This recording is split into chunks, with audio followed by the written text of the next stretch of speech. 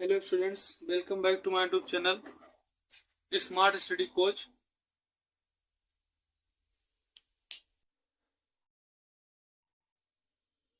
चलिए आज हम लोग एक नया चैप्टर शुरू करने वाले हैं, ठीक है, जिसमें हम लोग समझेंगे विद्युत फ्लक्स एवं गॉस की प्रमेय के बारे में। ठीक, विद्युत फ्लक्स एवं गॉस की प्रमेय। तो सबसे पहली चीज, जैसे दिया गया विद्युत फ्लक्स, फिर दिया गया गॉस की प्रमेय। तो पहले लोग समझेंगे विद्युत फ्लक्स के बारे में, और विद्युत फ्लक्स को समझने से पहले कुछ और चीजों को हम लोग समझेंगे। क्या समझेंगे? देखिए, जैसे हम लोग जानते हैं सतत आवेशित मतलब एक तरीके से आवेश लगातार प्रवाहित हो रहा हो। आवेश क्या, एक तरीके से लगातार प्रवाहित हो रहा हो, और आवेश प्रवाह जब होता रहता है सतत मतलब लगातार सतत रूप से लगातार प्रवाहित होता रहता है, ठीक है, या वितरण होता रहता है, ठीक, तो उसके कारण से विद्युत क्षेत्र की तीव्रता उत्पन्न होती है। ठीक, क्या उत्पन्न होती है? विद्युत क्षेत्र की तीव्रता। जैसे जैसे सतत सतत पर आवेश बढ़ता रहेगा, ठीक है, तो विद्युत क्षेत्र की तीव्रता अपने आप और ज्यादा बढ़ती रहेगी। ठीक, तो अब उसमें कितनी विद्युत तीव्रता, तो विद्युत क्षेत्र की तीव्रता बढ़ेगी या कितना ज्यादा मात्रा में सतत आवेश बढ़ रहा है, ठीक है, ये सारी चीजें हम लोग गॉस के नियम से जानेंगे। ठीक, कि किस किस तरीके से विद्युत आवेश बढ़ रहा है, ठीक है, किस किस तरीके से उस पर सतत आवेश बढ़ रहा है, ठीक, और विद्युत क्षेत्र बढ़ रहा है, ये हम लोग क्या समझेंगे, मतलब इस क्षेत्रफल पर। ठीक, तो इस तरीके से हम क्या समझेंगे, विद्युत फ्लक्स एवं गॉस की प्रमेय से इसको हम समझेंगे। ठीक, तो सबसे पहली चीज हम लोग जानेंगे कि विद्युत फ्लक्स क्या होता है, फिर उसके बाद हम लोग समझेंगे गॉस के बारे में, फिर जानेंगे गॉस की प्रमेय के बारे में। ठीक, हाँ, तो सबसे पहले आप लोग लिखना शुरू कीजिए, तब उसको हम समझाएं विद्युत फ्लक्स। चलिए देखते हैं, तो हम लोग अब समझेंगे विद्युत फ्लक्स के बारे में। ठीक है, विद्युत फ्लक्स क्या होता है, विद्युत फ्लक्स का डिफिनीशन लिखा हो। ठीक है, दिया गया है कि किसी क्षेत्र में स्थित किसी काल्पनिक पृष्ठ से, ठीक है, काल्पनिक पृष्ठ यानी कि इमेजिनरी जो सब सरफेस होता है, इमेजिनरी सरफेस, ठीक है, काल्पनिक पृष्ठ से होकर गुजरने वाली विद्युत बल रेखाओं की संख्या की माप उस पृष्ठ की क्या कहलाती है, विद्युत फ्लक्स कहलाती है। ठीक है, तो अब सबसे पहले यहां बताया जा रहा है कि काल्पनिक पृष्ठ हो, ठीक है, जब विद्युत क्षेत्र में कोई स्थित मतलब विद्युत के क्षेत्र में कोई ऐसी स्थिति या ऐसा पृष्ठ स्थित किया जाए, ठीक है, यानी कि उससे जो रेखा गुजर रही हो, कौन सी रेखा, विद्युत की रेखा, विद्युत बल रेखा अगर गुजर रही हो कोई काल्पनिक पृष्ठ से, ठीक है, कोई काल्पनिक पृष्ठ दिया गया हो और उससे विद्युत बल रेखा गुजर रही हो, तो विद्युत बल रेखाओं की संख्या की माप को, जो विद्युत बल की रेखा की जो संख्या है, ठीक है, कि कितनी संख्या में विद्युत बल की जो रेखाएं गुजर रही हैं, कितनी संख्या में, ठीक, तो उसकी जो माप होती है वो इस पृष्ठ का विद्युत फ्लक्स कहलाता है। देखिए, जैसे किस तरीके से मान लीजिए ये एक पृष्ठ है,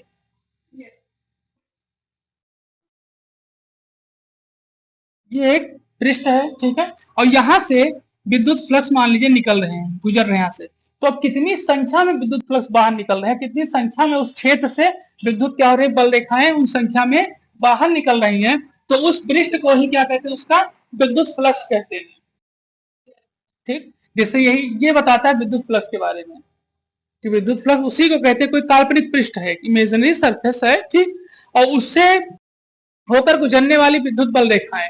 अब विद्युत बल रेखाएं, ठीक है, यानी विद्युत बल रेखाएं वही रेखाएं होती हैं, ठीक है, जहां से धारा क्या होती है, प्रवाहित होती है, वो हो गई आपकी विद्युत बल। ठीक है, विद्युत वहां से प्रवाहित और उस पर जो बल लग रहा है, ठीक, उस पर कोई ना कोई फोर्स लगता है, और आपको पता है इलेक्ट्रॉन जब आगे बढ़ते हैं या आवेश आगे बढ़ता है तो कहीं ना कहीं फोर्स जनरेट होता है, एक तो मैग्नेटिक फील्ड सबसे पहले, ठीक, और साथ मैग्नेटिक फील्ड तब होगा जब घर्षण यानी फ्रिक्शन फोर्स लगेगा। तो वही बताया कि विद्युत बल रेखाओं की संख्या की माप उस पृष्ठ का विद्युत फ्लक्स कहलाते हैं। ठीक, तो ये हो गया आपका विद्युत फ्लक्स के बारे में। और ये कब होगा, जब कोई एक काल्पनिक पृष्ठ होगा, काल्पनिक पृष्ठ पर कोई जो विद्युत बल रेखाएं गुजर रही होंगी, ठीक है, तो उस पृष्ठ को ही क्या कहते हैं, विद्युत फ्लक्स के रूप में कहते हैं। ठीक है, ये चीज बताया जा रहा है। ठीक, तो आप इसको नोट कर लीजिए और जो समझ में रहा है उसको बताइए फिर।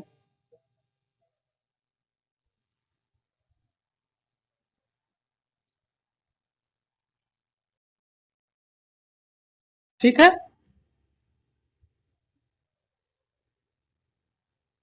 और अगर एक चीज और देखा जाए इसमें, तो विद्युत फ्लक्स भी आपके दो ही प्रकार के होते हैं। विद्युत फ्लक्स भी कितने, दो ही प्रकार के होते हैं। कौन कौन? एक होता है पॉजिटिव और एक निगेटिव। विद्युत फ्लक्स भी आपके दो ही प्रकार के होते हैं, एक पॉजिटिव और एक नेगेटिव। इस तरीके से आपके विद्युत फ्लक्स होते हैं। ठीक है, आप इसको नोट कर लीजिए। तो और एक चीज और ध्यान रखिएगा, विद्युत फ्लक्स को जो है वो फाई ई से व्यक्त किया जाता है। ग्रीक शब्द, ग्रीक वर्ड हमने आपको लिखा ही दिया था। ठीक है, तो इसको फाई ई से व्यक्त किया जाता है। ठीक है, इसको भी लिख लीजिए। और चीज तो आप जानते हैं कि विद्युत क्षेत्र किससे व्यक्त किया जाता है, विद्युत क्षेत्र को कैपिटल ई से व्यक्त किया जाता है। ठीक, तो अब इन्हीं चीजों को मिला के कैपिटल ई फाई ई को मिलाकर एक नया फार्मूला अभी विद्युत फ्लक्स का बन के आएगा। ठीक है, तो इसको आप नोट कर लीजिए, तो फिर आगे कराएं इसको।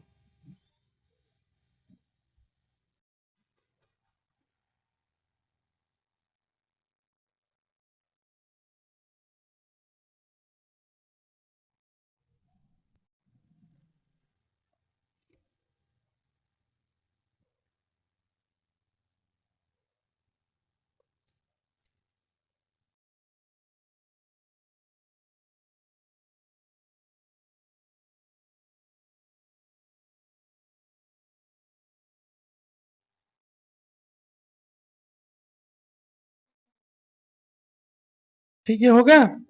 चलिए आगे बढ़ते हैं। ये विद्युत फ्लक्स और विद्युत क्षेत्र के पृष्ठ के बीच का क्या है, सूत्र है, ध्यान रखिएगा। ठीक है, किसके, विद्युत फ्लक्स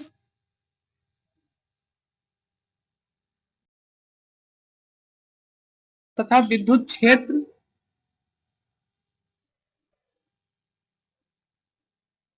विद्युत फार्मूले के रूप में। ठीक है, ये आपका फाई, और ये आप जानते हैं समाकलन के रूप में दिया गया है। ठीक है, और विद्युत क्षेत्र के साथ किसका, डीएस के, यानी कि जो आपका ये दिया गया है, तो विद्युत क्षेत्र के साथ में जो काल्पनिक वो था, पृष्ठ सरफेस था। ठीक है, उसके रूप में इसको किया गया, जोड़ा गया और एक नया फार्मूला यहाँ पर बनाया गया। ठीक, अब इसी को हम लोग थोड़ा बहुत आगे जब बढ़ाएंगे, तो यहां जो आपका डीएस दिया गया है, ये एक तरीके से परिमाण का पृष्ठ है।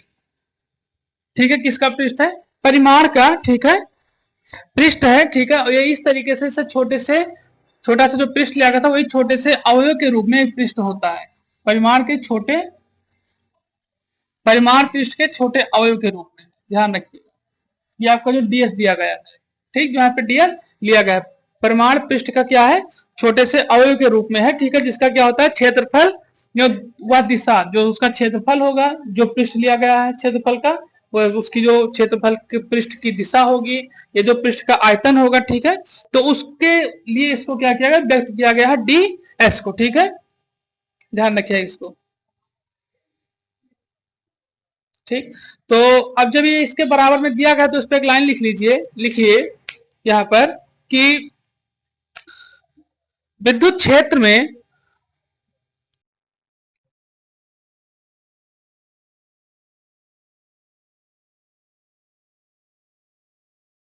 लिख लीजिए, इसको ऐसे लिखिए, विद्युत क्षेत्र में स्थित किसी पृष्ठ, विद्युत क्षेत्र में स्थित किसी पृष्ठ से बद्ध विद्युत फ्लक्स से बद्ध विद्युत फ्लक्स उस पृष्ठ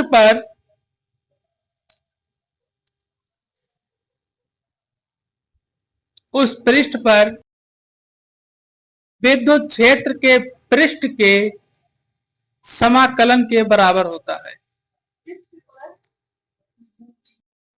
विद्युत क्षेत्र के पृष्ठ समाकलन के बराबर होता है। ठीक, चलिए, तो अब इसी पे हम लोग नीचे इसको क्या करेंगे, यही सिद्ध करना है। ठीक है, तो हमने भी आपसे बताया ई व डीएस। ठीक है, ई व डीएस के रूप में। ठीक है, के बीच कोण थीटा है। हाँ, एक चीज और ध्यान दिए, अब ये जब थीटा दिया गया, तो इसका हम लोग प्रतिबिंब बनाएंगे। ठीक, ये आपका दिया गया है ds और ये आपका दिया गया थीटा के रूप में। तो यहाँ बताया कि ई व ds के बीच में बीच कोण थीटा है तब, ठीक है। तो यहाँ सबसे पहले क्या दिया गया था, विद्युत फ्लक्स तथा ये एक सूत्र निकाला गया था हम लोग यहाँ पर फाई इक्वल टू समाकलन के रूप में दिया गया है, ठीक है, ईडीएस के लिए, ठीक। अब ये जो ईडीएस होगा यहाँ पर जो दिया गया है, तो सबसे पहले यहाँ बताया कि आपका जो डीएस है ये परिमाण पृष्ठ के क्षेत्रफल के छोटे अवयव के रूप में दिया गया है। छोटे अवयव के रूप में कैसे, जैसे ये यहाँ पे बना हुआ है, ये पूरा फ्लक्स है और ये आपका दिया गया है डीएस के रूप में, ठीक है, ये छोटे परिमाण के रूप में दिया गया है, ठीक है। तो यहाँ सबसे पहले दिया गया डीएस परिमाण छोटे अवयव के रूप में दिया गया है, ठीक है। और हमें पता है कि ई व डीएस के बीच में कौन सा कोण बन रहा है, थीटा कोण बन रहा है।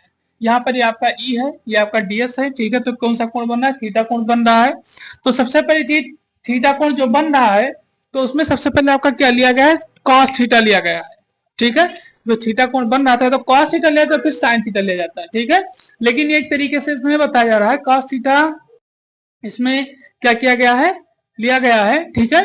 तो यहाँ फाई इक्वल टू समाकलन के रूप में फिर लिया गया ईडीएस, मतलब करने के लिए, समाकलन करने के लिए थीटा के रूप में। तो ईडीएस कॉस थीटा हो गया और डीएस का यहाँ पे समाकलन किया गया, जिसमें से डी आपका क्या हो जाएगा, समाकलित हो जाएगा और एस आपका बाहर आएगा, तो हो जाएगा ईएस कॉस थीटा। और यहाँ सबसे पहले बताया गया एस इक्वल टू समाकलन डीएस अपॉन पृष्ठ का क्षेत्रफल, ठीक है। ये जो आपका यहाँ पे पूरा लिया गया सूक्ष्म रूप में, ये आपका क्या है, पूरा पृष्ठ का क्षेत्रफल के रूप में लिया गया था, ठीक है। ये यहाँ पे बताया गया है।